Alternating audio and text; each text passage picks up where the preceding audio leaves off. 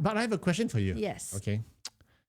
It's easy to say upskill, but how do you future skill? How do you see a new, how do you predict a particular skill that's needed in the future so that by the time, because sometimes you take about a year to skill right? up. Yes. Sometimes you need about a year or two to skill up in that, and by the time you skill up, it's too late. For instance, like AI. We all know that AI is important.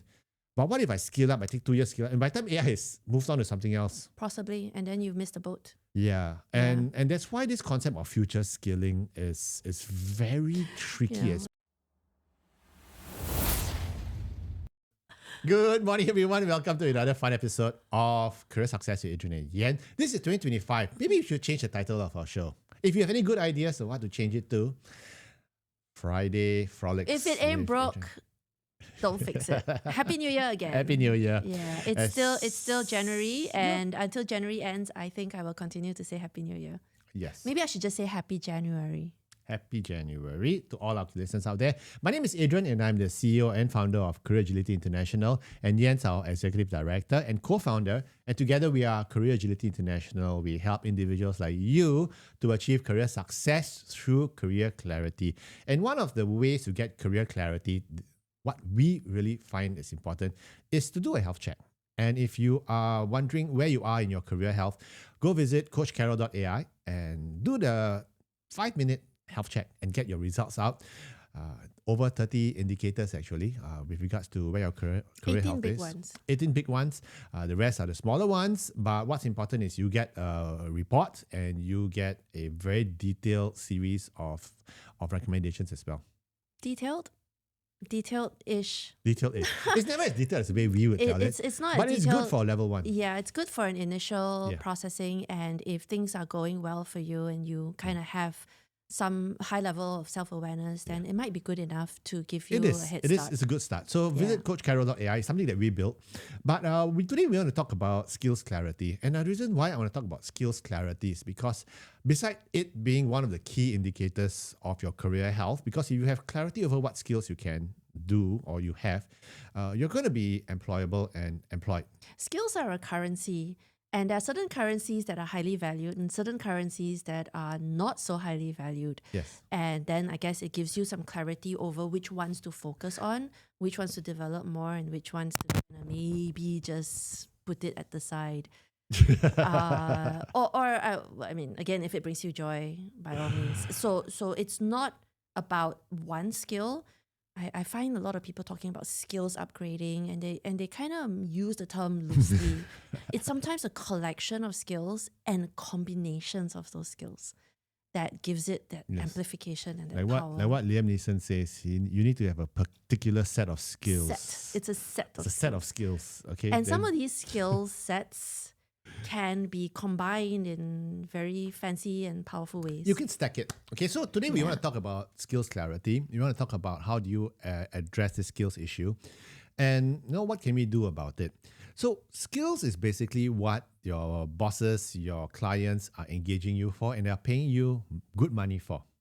If you don't have the skills, why the heck would anyone want to pay you? So I was talking to... Well, if he's the chairman's son, then his skill is... Or your distant cousin that you have to hire. He has the genetic code and the surname, so that's his skill. That's not a skill. That's not a skill, you're born with it. No, but I was talking to someone just 2 weeks back, okay, and this individual was very big on... he called himself a digital marketer. Right. Okay. And when I was asking to drill down on what exactly he does, he could not articulate what he was doing. Because he didn't use those words like SEO or... Yeah, and he used it very, very cursorily. And I quizzed further because we are looking for a digital marketing person for Coach Carol. But what's happening is that when I quizzed him, he didn't seem to have those particular set of skills which I wanted and we needed. He didn't convince you. But more than that, How do you know he cannot? Because we didn't ask him to perform those skills. But I asked him very honestly. I said, if I gave you $1,000 to spend on advertising, what's my ROI? He said maybe about $80. So maybe. Yeah, but even then it's $80. I give you $1,000 and I'm gonna get ROI of $80. And you should be telling me $1,000 am I giving you? You're gonna bring back $8,000. Did you give him a chance to do some research?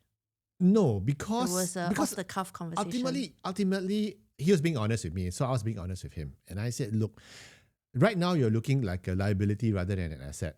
Because I'm going to pay you money and you're going to lose money Yes. for me. Yeah. You know, so then he asked, what can I do? And I said, skill up. Get better at what you do. Because if for every $1,000 I give you and you can make that into $20,000, I'll be happy to give you half of what, maybe not half, So but a chunk. if I were to take that conversation and recontextualize it, what Adrian has just shared is about a hard skill that has to be performed. But there's another skill that's not articulated, and the ability to sell himself Yes. to his audience or potential customers. Yes. And that's where I was coming from about those collection of skills, because there are numerous individuals who are good at what they do, but they're really bad at articulating value.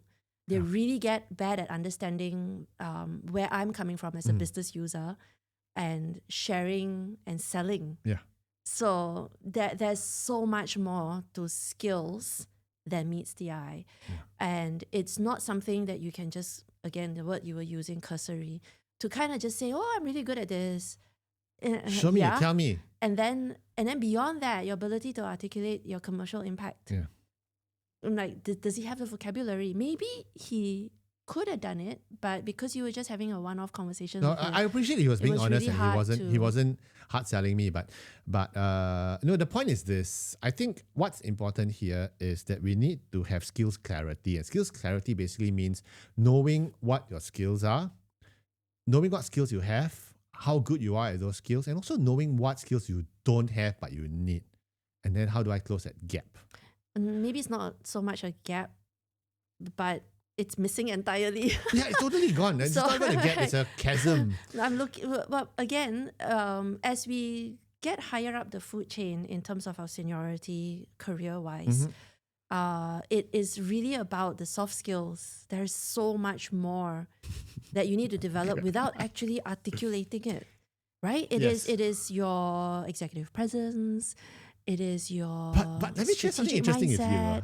There's so much. You know, as we always say, the more senior you go, the technical skills don't matter as much as They do, your though. business leadership skills and everything else. Yeah. But I remember when I was in Shell, I had this guy, older guy, cranky old guy, but one of the best engineers. Okay, he could look at the machine, look at it, and tell you that, oh, no, this is you're not greasing this properly. This is It's what one of those that you would pay a gazillion bucks for because like he goes in 5 minutes of his time. Yeah, but he was a cranky guy with no EQ, but engineer. Anyway, sorry, engineers out there. He but got away with it. But he was so good at what he did. We all loved him. Yeah. Fantastic guy. He tells you as he sees it, but I'm happy it worked for him. it worked for him. But if you were to plug him out and go into a new role with a new team in a new company, if he decided to change his career trajectory, that would have been difficult. Would have been really tough. What we always say is this: you need to be aware that it's not always about the hard skills, but the soft skills as well. And a combination of the two. Yeah. It's like a symphony. And it's a constant work in progress as well. That's the other thing. And so I can recognize that a lot of people, a lot of our clients also, they feel a little bit fatigued every time I'm nagging at them about getting out there, the activities that I expect them to do in order to help them land a better job. And they're like, no, they say I don't want to talk to Yen because she always gives me homework or she's always nagging. And so this episode, again, while it's dedicated to skills, I just want to highlight that I recognize that it's an effort, it's a work in progress. But if you just focus on maybe one or two things or one or two areas, I'm not asking you to be everything to everybody, you know. But if you have some clarity as to where your career direction is going, then you can get some clarity again as to what you currently have as part of your arsenal and what you need to develop to get you to your goals. Easier said than done, right? But still, it is progress. But I have a question for you. Yes. Okay. It's easy to say upskill, but how do you future skill?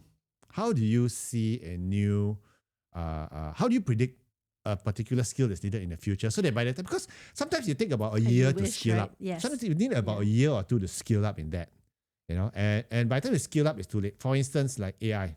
We all know that AI is important. But what if I skill up, I take 2 years skill up, and by the time AI has moved on to something else? Possibly, and then you've missed the boat. Yeah. And that's why this concept of future skilling is very tricky as well. How do you future many years ago, I think there was I think you were also part of that conversation.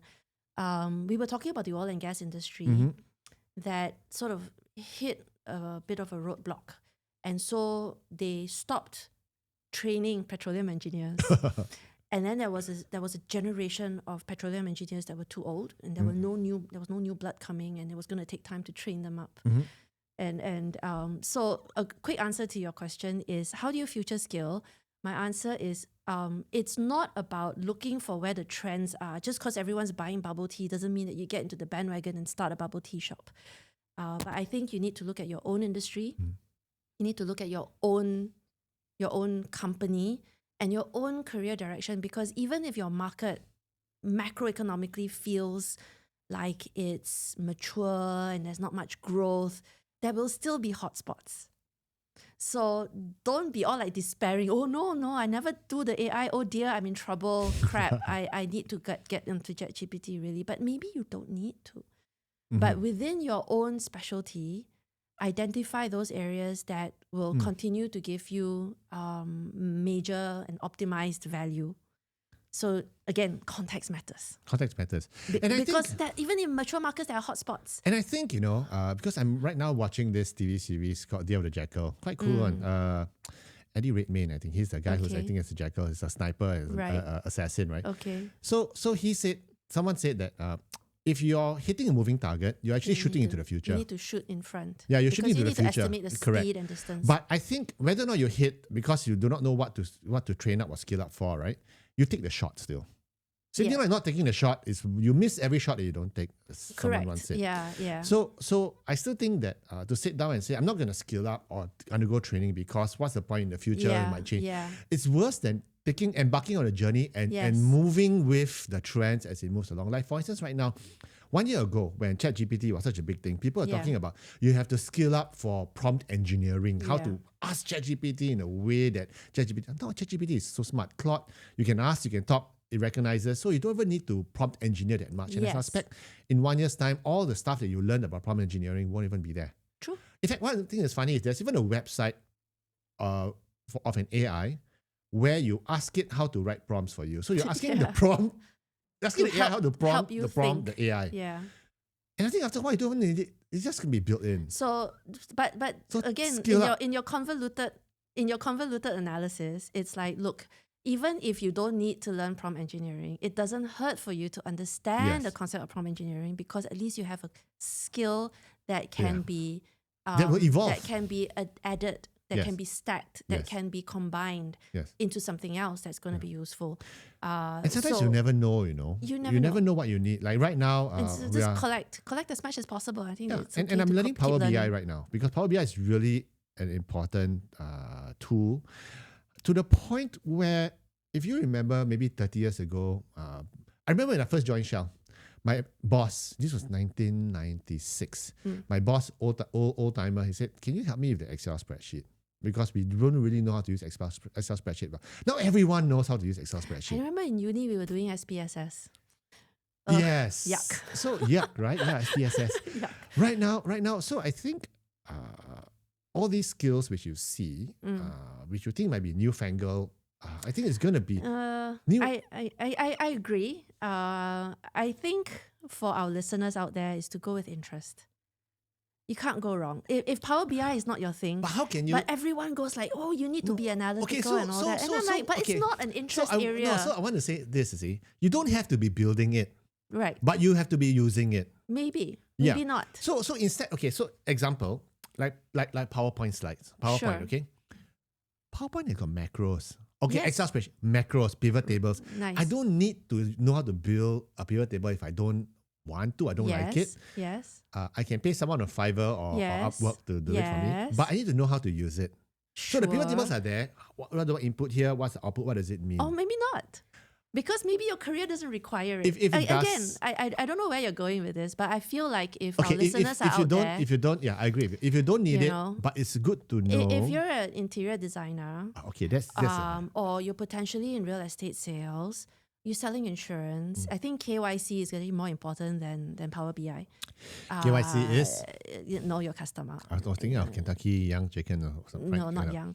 So to each Sounds his wrong. own. The authority is yours. You are the captain of your ship. Yeah. So you decide. And so back to the original where we started this conversation, it was about future skilling.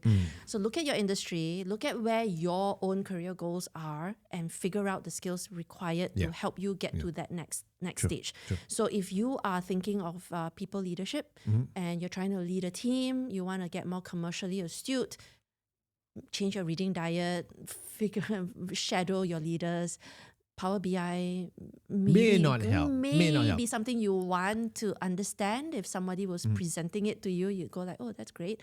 But maybe it's more important to figure out what questions to ask. No, that's true also. And if it's not relevant, things like AI. So don't just jump on the bandwagon. like UI, UX, stuff like that. If it's not relevant to you, then don't do it. But I think that just being able to see what are some of the skills that you could pick up, that helps a lot, especially and if it's to relevant. Singaporeans listening, please use your skills future credit. No more already. I've used up all. I think you've used up all too. I have about $200-300 left. Yeah, because I can't touch the big one, that $4,000. Yeah, I know. Me neither. That's so sad. So anyway. So the big question is this, okay? Big question I ask myself is this, because when I am training my kids as well, I talk to them about you need the technical skills, but you also need the soft skills. Yes. But the skill which is sadly lacking and not taught in school is office survival skills. Office survival skills. Which is why I think if you are studying psychology and decide to set up a practice, therapy is going to be really helpful and going to grow. Because I think in the future, all of us need one therapist just to have a safe place. There'll be AI for that. Safe place to unload all our care and concerns. There'll be AI for that. Then you can talk to. I find that a lot of the work that we do with our clients is also it's therapy. It's basically career it's therapy. A safe place. Yeah. And it helps give them some perspective and just being able to vocalize your thoughts without judgment. Without judgment and without fear of reprisal. Or repercussions. Yes, correct. Don't talk to HR, don't talk to your bosses if you have career issues, okay? Because you never know. You never know. So what's your take on office survival skills? Is it like resilience? Outplay, is it like outlast, outwit. That's your... Yes. Okay, you've seen all like 38 seasons 48. 48. Yeah, this year is season 48. I don't understand, okay? We just finished season 47. You mean Survivor has two seasons a year, 3 seasons a year? Yes. Okay. And they've shortened the number of days that the contestants have to be landlocked. And they've also changed the format a little bit because it's a wonderful social experiment because the contestants get smarter. Yeah, I know. And they figure out alliances way earlier. It's basically real-time Lord of the Flies. So not quite, but they do little things to sort of shake up those alliances. And that is exactly what happens in the office. So it is so it's very apt, related. Right? Yeah. So that's why I think office survival skills is very important. For instance, how to take credit for things that you've done. I was about to say that you didn't do, but that's also a survival skill. That how is to a take skill. credit for things that you've How done. to plan rumors. Good rumors, okay, happy rumors, unhappy rumors. Sometimes it's just a game. We're not recommending that you go out and do anything nasty or Machiavellian. No, okay. But sometimes you have to be wise in the ways of the world. You need to be able to see, suddenly you're being excluded from the top discussions of this new project going on. What's going on? You need to be able to read between the lines. Yeah. So these are office skills which they don't teach in school, and sometimes you learn it the hard way. Or you can come to us and we have a career mastery program that's going to be quite useful for you. We've been running about six intakes already. Okay, the 7th one's coming up.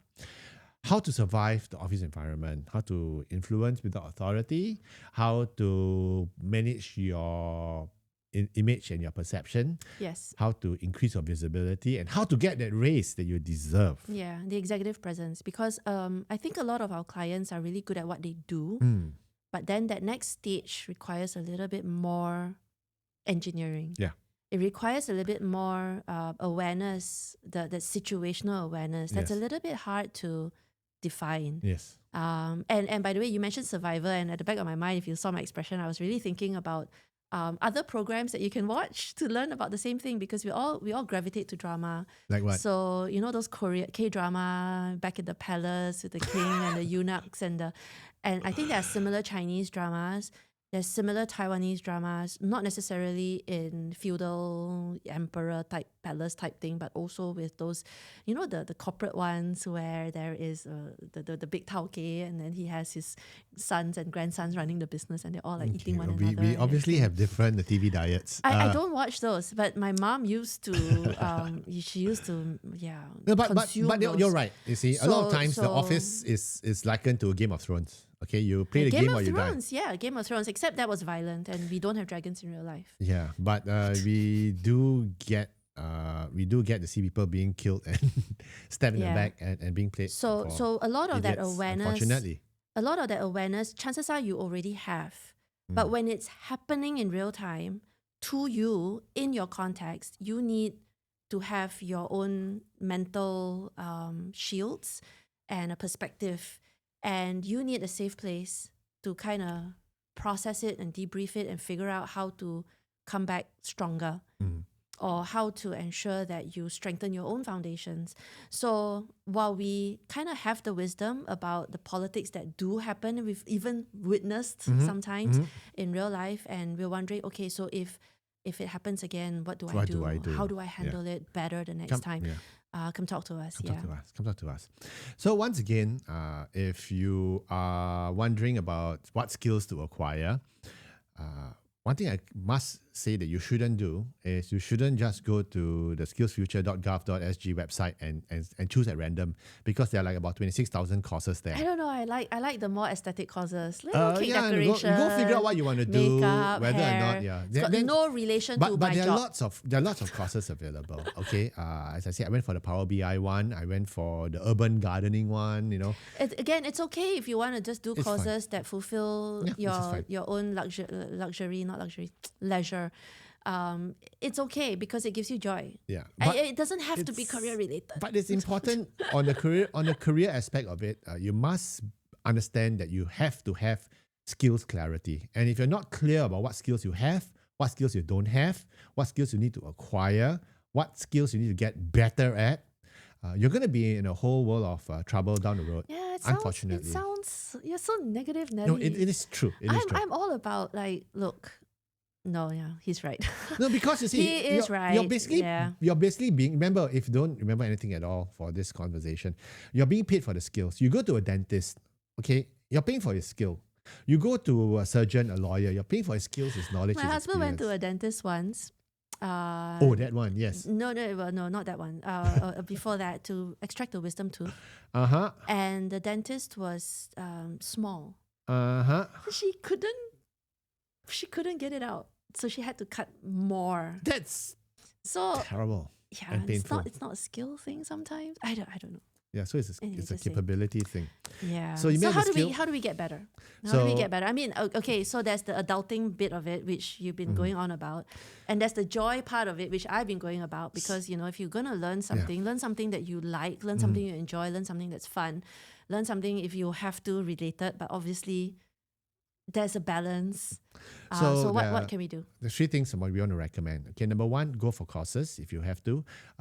You don't have to go for a full-fledged course. You don't have to go for a LinkedIn master's learning? program. LinkedIn LinkedIn learning is Learning, quite good, Coursera, yeah. YouTube. You can YouTube anything right now. Yeah. Okay, you just yeah. go for it. Just learn. Don't just doom scroll. Yeah, just go learn it. Okay, just type it and type it, and And there's if probably you're a on course. TikTok, try not to stray into TikTok shop. Oh, I don't even Because go. apparently I was told, I don't know, I've not seen it. I don't do It's TikTok. very addictive. I don't do TikTok. Someone said TikTok shop was really addictive. I don't do TikTok. Period. Yeah. For now. So But then that means you're out of touch, because if everyone's on TikTok and you're not, that means I'm special. there you go. But- Resistance. It's not futile. So go for training. The other way I like to say is osmosis. Osmosis means you absorb the things around you. So if you surround yourself with experts, you learn how they Yes. do it. Yes. Your bosses, Yes. just observe the masters. For right now, Yeah. I keep talking about Power BI because we're using it for Coach Carol extensively. Last night I was watching one of the experts helping us on the project, how he was doing it. I learned so much just by sitting Just there, watching just being him. a fly on the wall, Nice. watching him build it. Yeah. So learning about osmosis. That's it. There is proof, empirical evidence that if you surround yourself and sit within 2 meters, 3 meters of really skilled individuals, that your own productivity and your own skill increases as well. So we are selling seats at our office now. You can come join us. Are you flexing again? OMG. Yeah, he flexes a lot. Oh, of course, Yeah, we flex. of course. But Take credit. and I think Take credit where it's due. the in terms of skills acquisition, I think the most important thing is practice. Yes. Practice makes perfect. And reiterate. You can learn it iterations. and, Iterations. Yeah, make it muscle memory, right? But at the same time, I know there are a lot of people out there who aim for perfection and they fail to see the progress that they've made. Because with every day that passes, you're actually a better version of yourself. I know it's so damn cliche, but it's true because you're thinking about it. Yeah. But sometimes we beat ourselves up. Try not to beat yourselves up too much because if you look back a year ago, 2 years ago, I think you're in a better place today than you were in terms of a specific skill agreed, or something. agreed. So try not to be too harsh. 80%, 20%. You know, there's You got to start somewhere. So take the shot, give it a shot. Do it and practice do it. learn it, practice it. It's like language. And if you don't, and if honestly, if you suck at it at the end, it's still fine. It's still fine. Okay. Again, whose ruler are we using? Because what you deem sucky could be really good for if you compare it with someone else. Yeah. If you keep comparing it with people, then you're never going to be happy. No, it's like, okay, for instance, I picked up a skill 2 years back. It's called rollerblading. I can just see you falling flat I still right suck now. at it, okay? Yeah. My braking mechanism is It's called... because you're not doing it every day. No, I think if you did it every day, you're probably My gonna be braking okay. mechanism is called wall. Okay, that's how I brake. I got to find a wall too. Because I But cannot again, brake. the But lack I of have interest. fun doing it. But I have again, fun falling over. no major interest. And I'm not going into a competition. And no major interest to continue doing it every day. Yeah. Because, and I stopped it because I'm getting old and I'm I getting think if you injured do it all the every day, place. you'll be all right. Yeah. But If you do it every day, you do it. Anyway, whatever. So practice makes perfect. Yeah. I know, so cliche. So if Sometimes you... the nagging, adulting sucks. I know, right? That's just life. So if you have any career questions, reach out to us. Once again, just drop us an email, info@careeragility.org. And don't forget to try CoachCarol.ai, our automated and intelligent career health assessment tool. At the end of the day, we're here for you. If you need to talk, just reach out. Yes. Have a good one, guys. Take care. Bye.